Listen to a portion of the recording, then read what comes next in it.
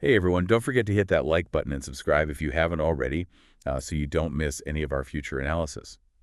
All right, let's jump right in and break down some of the major events that just happened in Washington, D.C. from January 27th to the 30th. We've been poring over congressional records, speeches, and committee reports, and, well, it's been a whirlwind. Yeah, it really has. The amount that happened in such a short time is pretty remarkable. And the range of issues is pretty wild, too. Domestic, international, even a bit of historical recognition. You're right. It's like someone hit fast forward on the news. Yeah. And speaking of things moving quickly, let's talk about those Senate confirmations.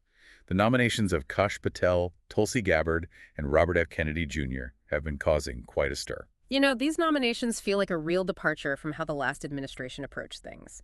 Each of these individuals has their own distinct perspective, and some of them come with some baggage, let's say. For example, Patel's involvement in the whole Ukraine situation and his strong connections to the previous administration are raising concerns about potential conflicts of interest. So Patel's got this controversial past.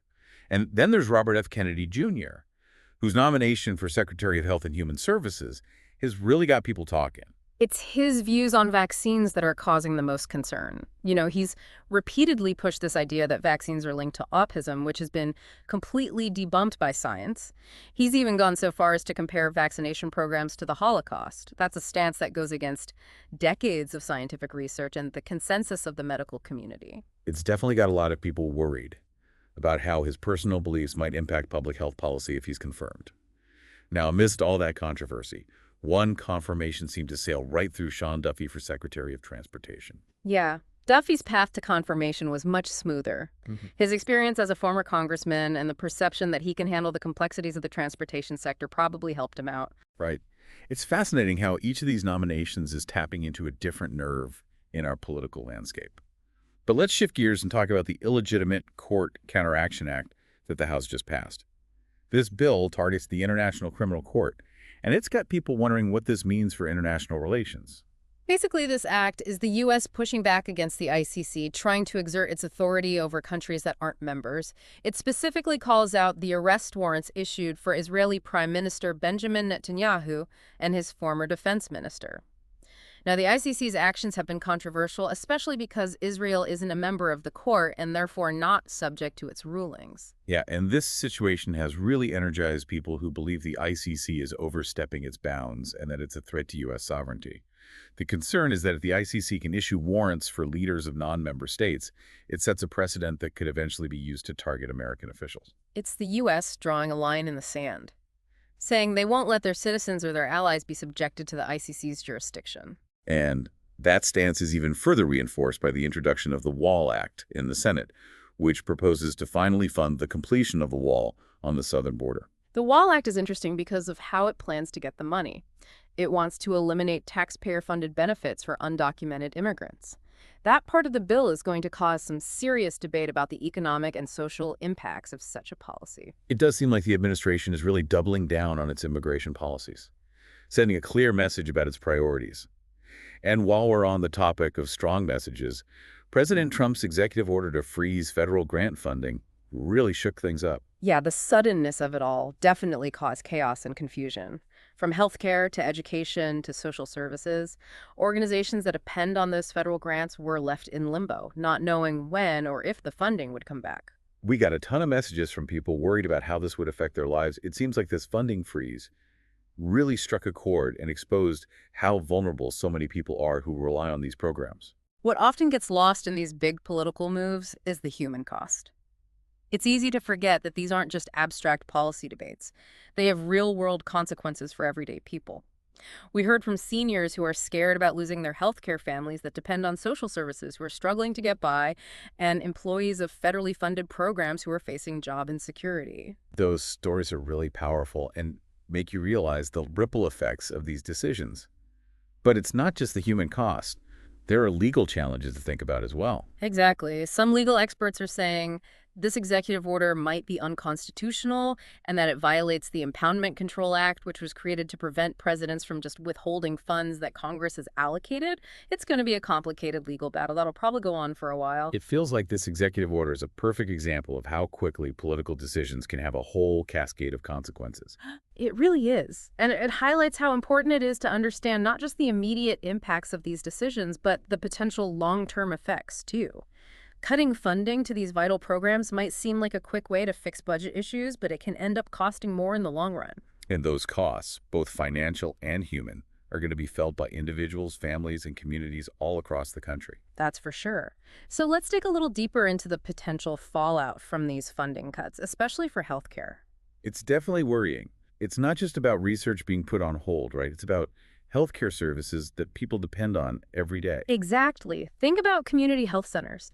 They're often the only source of care for low-income families and people in areas that don't have a lot of options.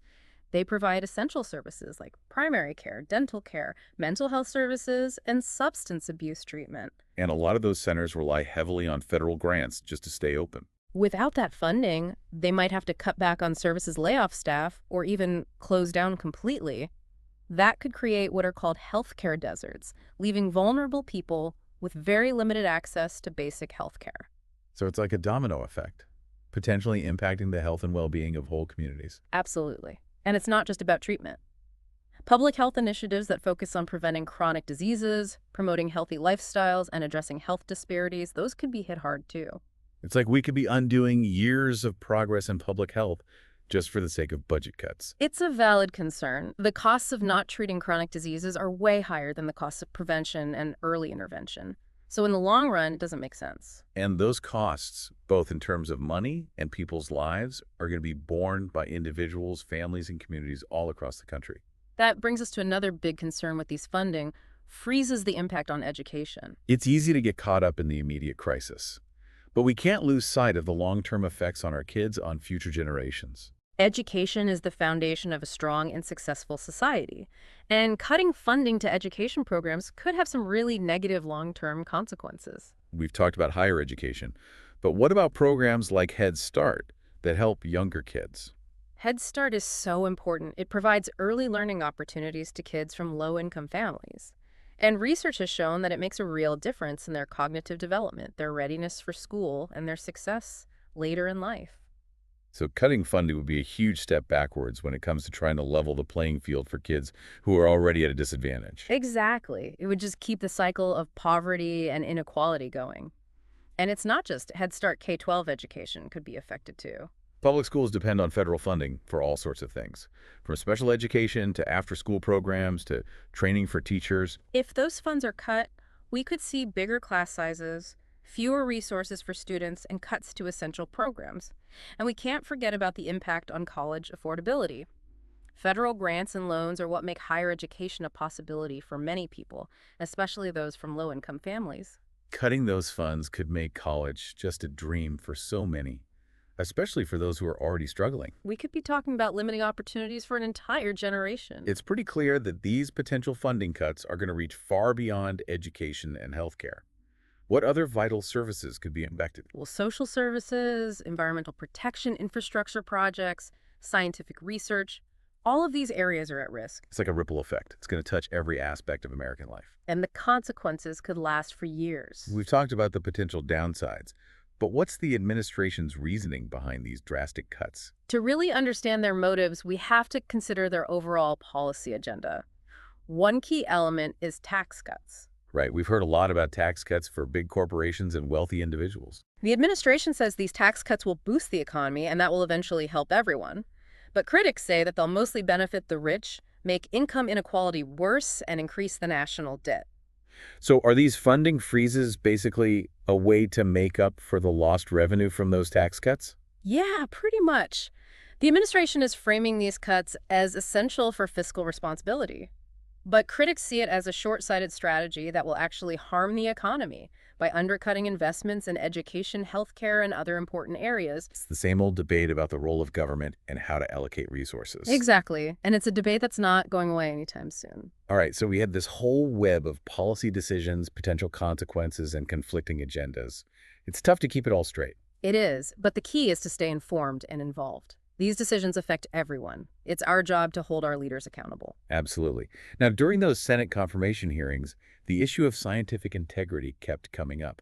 Can you tell us more about that? Sure, scientific integrity is crucial for good policymaking. It means that decisions are based on facts and evidence, not ideology. There's been concern about conflicts of interest, particularly with Robert F. Kennedy Jr. as the nominee for Health and Human Services. While his views on vaccines have drawn a lot of criticism from the scientific community, there's a worry that his personal beliefs could influence his decisions as Secretary of Health and Human Services. And these concerns go beyond just vaccines, right?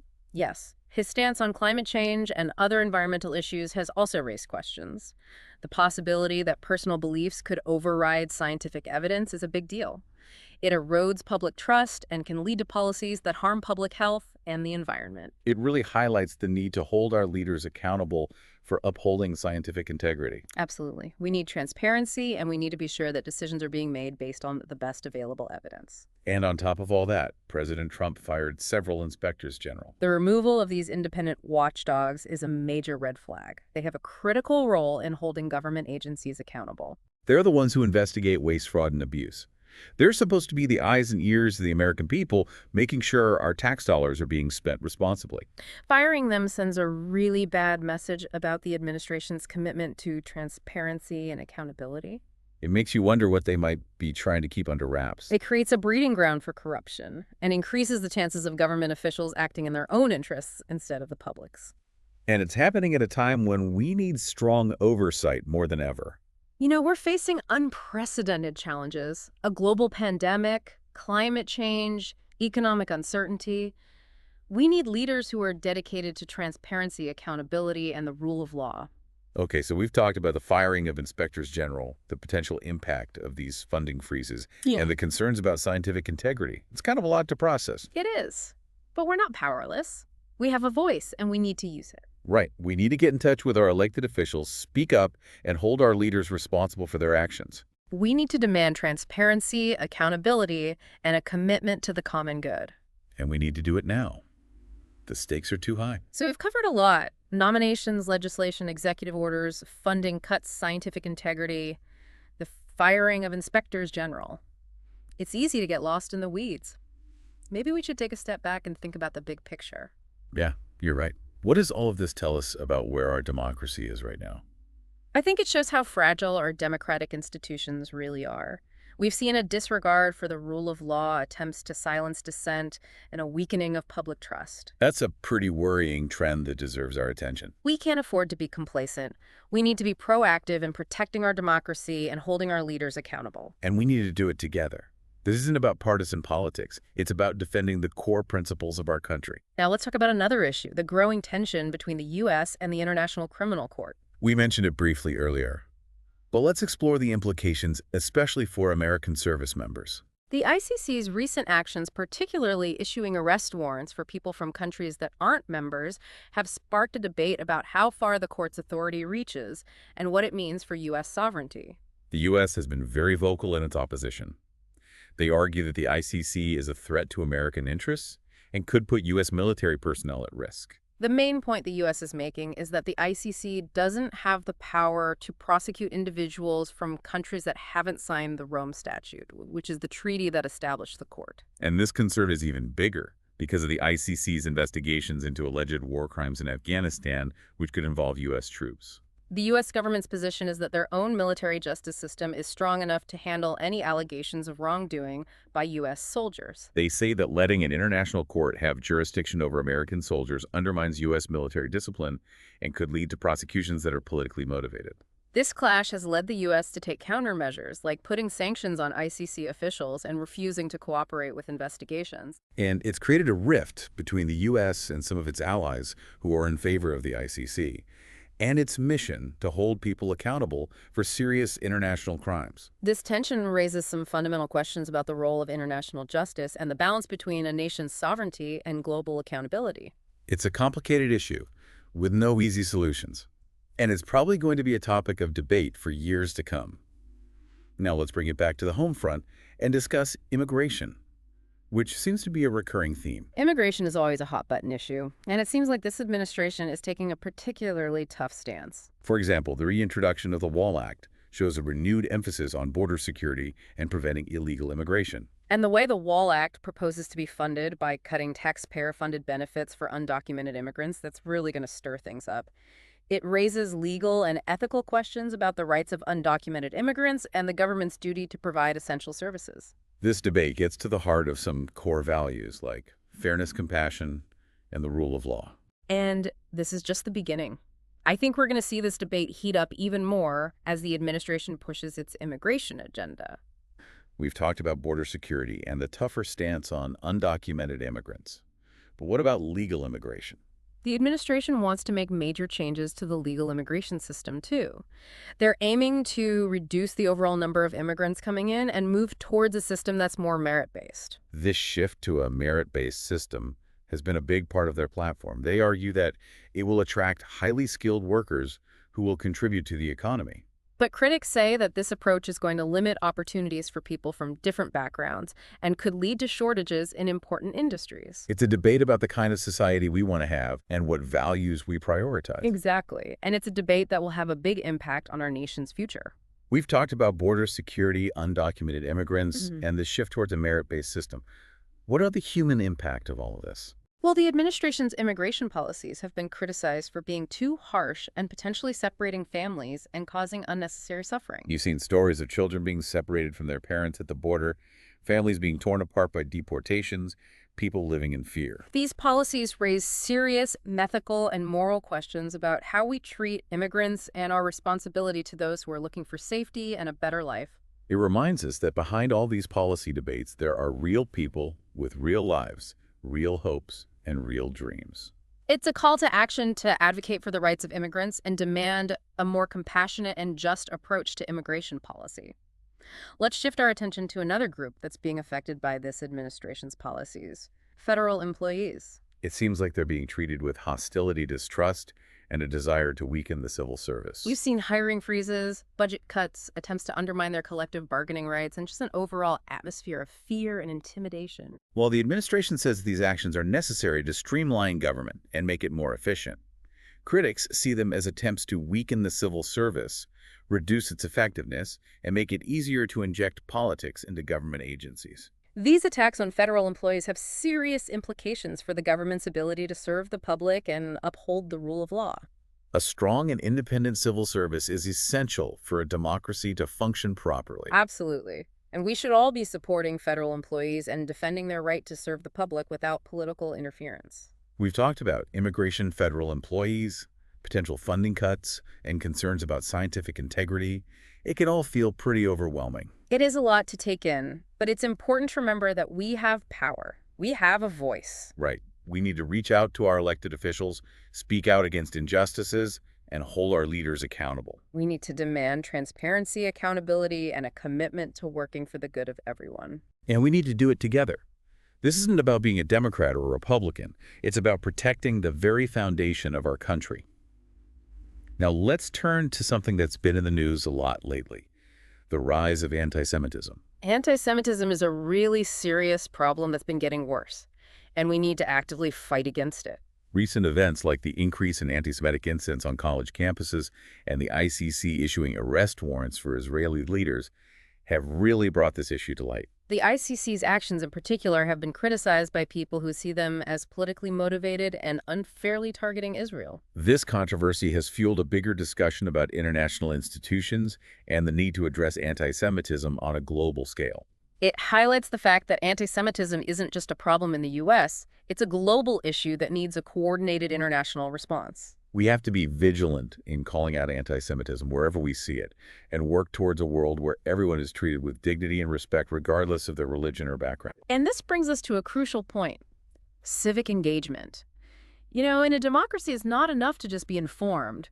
We have a responsibility to participate in the political process and hold our leaders accountable. We need to vote, contact our elected officials, take part in protests and demonstrations, and support organizations that are fighting for the causes we believe in. We can't just sit back and watch. The future of our democracy depends on active participation from all of us. Okay, let's talk about another issue that's been making headlines: The ongoing debate about climate change. Climate change is one of the most urgent challenges we face, and it's become increasingly politicized. The administration's position on climate change has been controversial.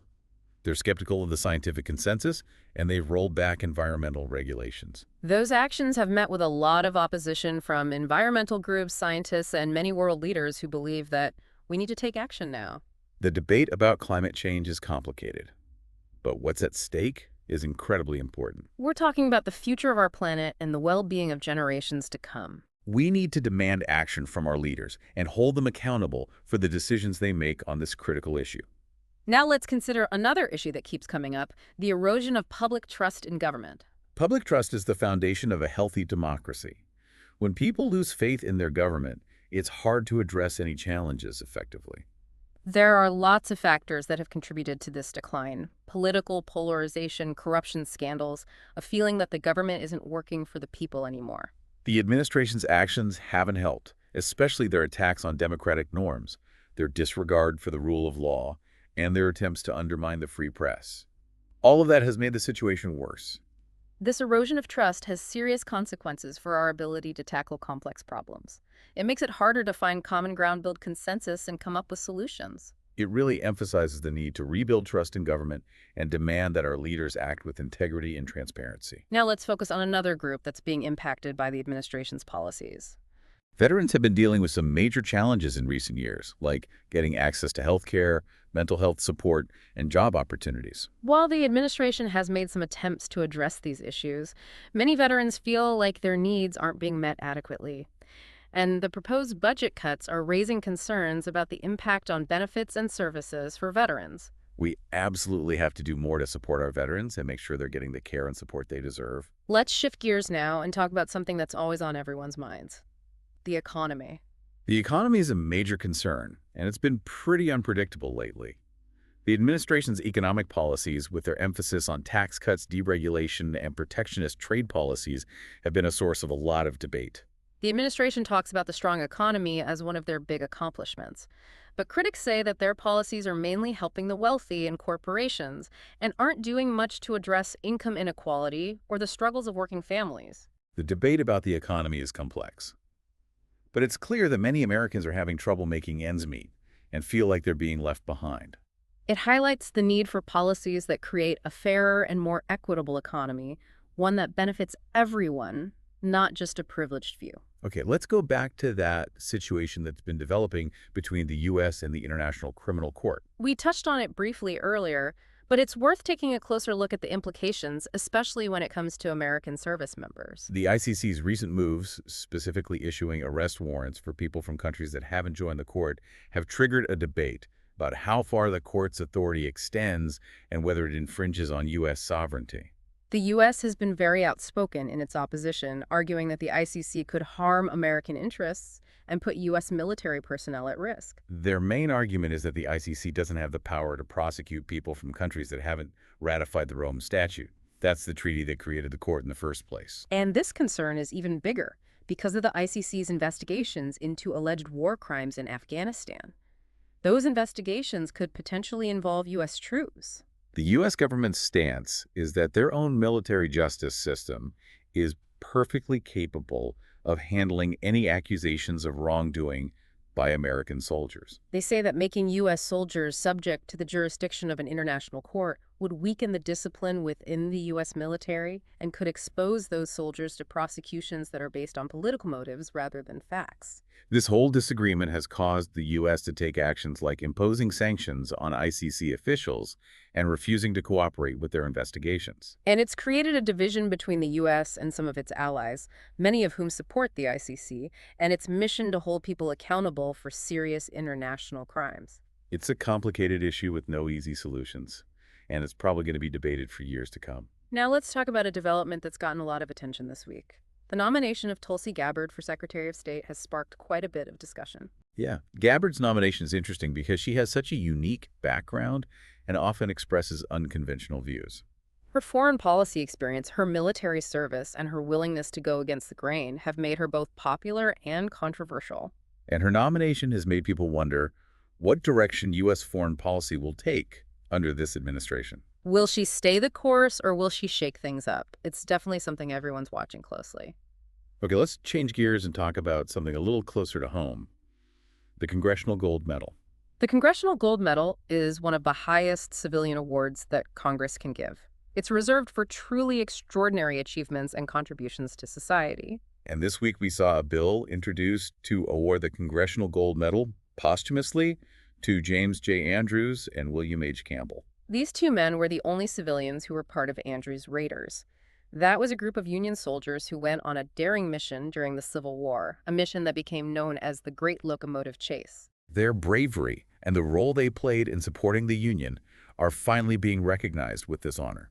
It's a reminder that even in the middle of war, with all its chaos and division, acts of courage and selflessness can still inspire. Okay, now let's talk about another piece of legislation that I found interesting. The Consumer Financial Protection Act. That act was put in place to protect consumers from being taken advantage of by financial institutions. It led to the creation of the Consumer Financial Protection Bureau, an independent agency that's responsible for making sure those consumer protection laws are being followed. Well, it seems like some members of Congress aren't too happy with how the CFPB is doing its job. Yeah, there's been a push to reduce the Bureau's funding and limit its power. That raises some concerns about how committed the administration really is to protecting consumers and whether this could open the door for financial institutions to start exploiting people. It's definitely a worrisome development. Weakening the CFPB could have serious consequences for people who depend on that agency to hold financial institutions accountable. So we've covered a lot in this discussion. From controversial nominations and international legal battles to budget freezes, controversial laws, and the erosion of public trust. It's a lot to absorb. It definitely is. But being able to understand complex issues is essential these days. It's about recognizing the nuances, questioning the stories we're being told, and forming our own informed opinions. And that's exactly what we try to do on this show. We want to give you the knowledge and understanding you need to participate in thoughtful discussions and make decisions that are based on facts. Remember, the future of our democracy depends on all of us being involved. So stay informed, stay curious, and most importantly, stay engaged. Thanks for joining us for this in-depth look at recent events.